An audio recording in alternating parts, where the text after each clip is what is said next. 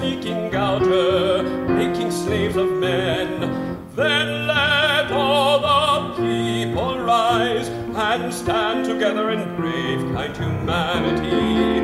Most wars are started by small, stupid, selfish bossing groups, while the people have no say.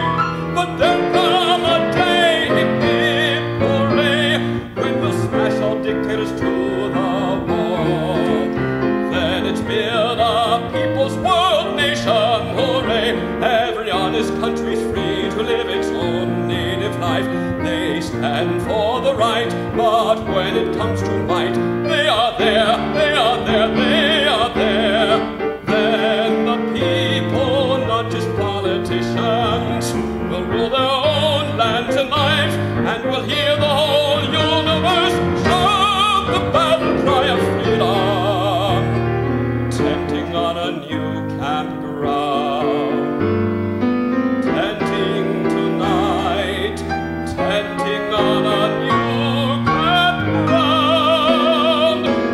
for each rally around the flag of the people's new free world, shouting the battle cry of freedom.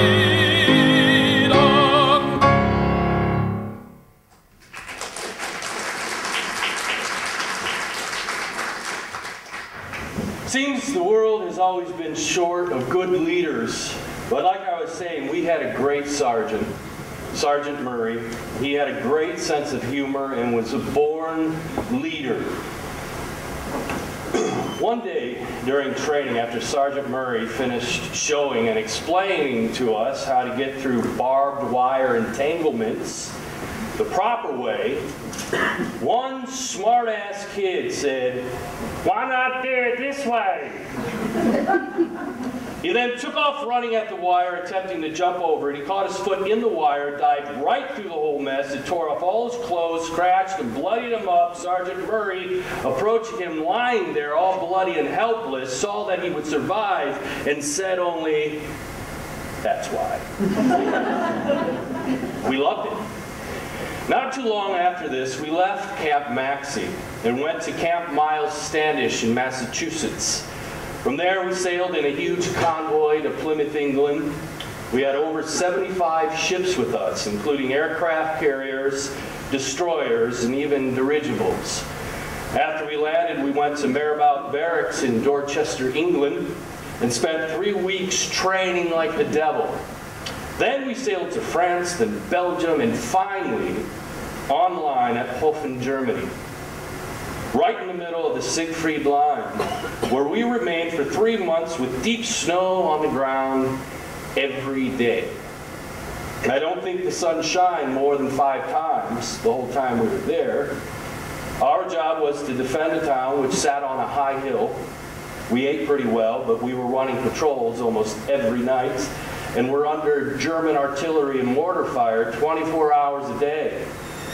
By May of the next year, I had 3 battle stars: Ardennes, east, and west of the Rhine.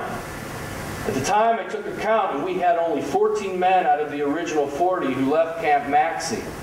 And 5 of the 14 had been wounded and came back. The only wound I had at that point in the war was a cut on my right thumb from opening a can of sea rations.